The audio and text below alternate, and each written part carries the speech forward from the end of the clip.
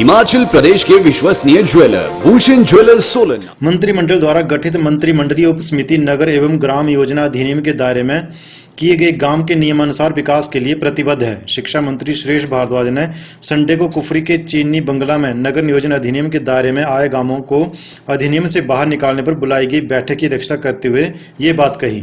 उन्होंने कहा कि इस अधिनियम के तहत पूर्व में निर्मित भवनों को निरंतर सुविधा प्राप्त हो सके, इसके लिए समिति द्वारा लोगों से विचार विमर्श किया जा रहा है तथा आवेदन व सुझाव आमंत्रित किए जा रहे हैं। इस समिति के अध्यक्ष जल शक्ति मंत्री महेंद्र सिंह ठाकुर हैं, जबकि गोविंद सिंह ठाकुर और वह स्वयं इसके सदस्य हैं। इसके तहत लोगों के हितों का पूर्ण ध्यान रखा जाएगा तथा उन्हें सुविधाएं प्रदान करने के उद्देश्य से रिपोर्ट सरकार को प्रस्तुत की जाएगी। बैठक के दौरान रोहडू से 1, रामपुर से 2, वोठियोग से 1, शिमला ग्रामीण, कुसुम्पटी सहित कुल 21 पंचायतों के आवेदन प्राप्त हुए, जिसमें ग्राम पंचायत जलैल, आनंदपुर, कोट, थड़ी, रुझाना, चायली, शकराह, दुलहटी, शामला घाट, पुजारली, नालदेहरा, डुम्मी, चमियाना, भौंट, पगोग, फागू तथा बगोग सहित 17 पंचायतें शामिल हैं।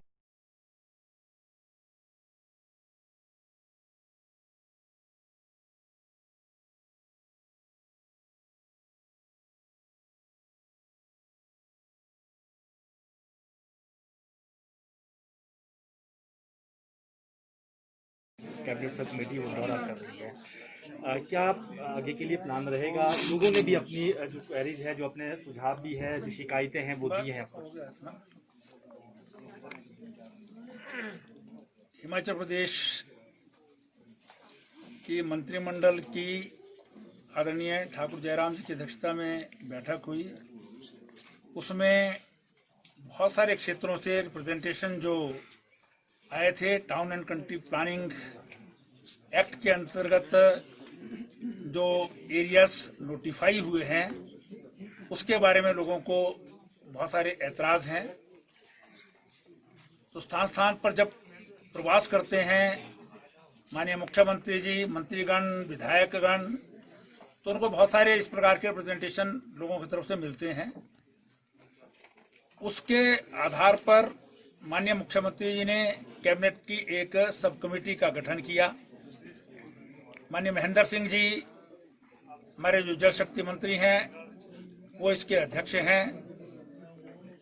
एक मैं और एक गोविंद ठाकुर जी इसके सदस्य हैं। हमने बैठकें बुलाई शिमला में, जिसमें हमारे विधायक अनुरूप सिंह जी और सुखविंदर सुक्खू जी को भी बुलाया गया।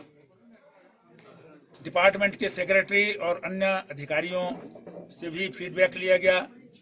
रिकॉर्ड को भी एग्जामिन किया गया और उन रिप्रेजेंटेशंस के आधार पर यह तय किया गया कि हम स्पॉट पर जाकर के जो है वो पब्लिक हियरिंग भी इस बारे में करेंगे।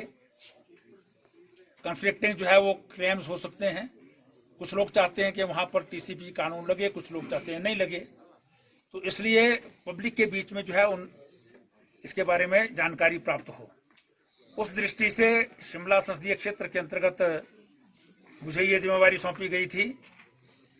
कोरोना वायरस के कारण जो लॉकडाउन हुआ उसके कारण इसमें देरी हो गई, इसलिए अब ये पब्लिक हियरिंग्स जो है वो हमने की हैं।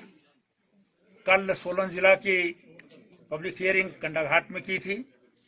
आज शिमला जिला की जो है वो यहाँ कुफरी में जो है वो इसका आयोजन किया गया है, क्योंकि मुख्य रूप से शिमला के इर्द गिर्द के जो एरियाज हैं, शिमला ग्रामीण है, कुसुम्पटी कंस्टिट्यूंसी है, ठियोग है और शिमला प्रॉपर है, उनके ज़्यादा रिप्रेजेंटेशन थे।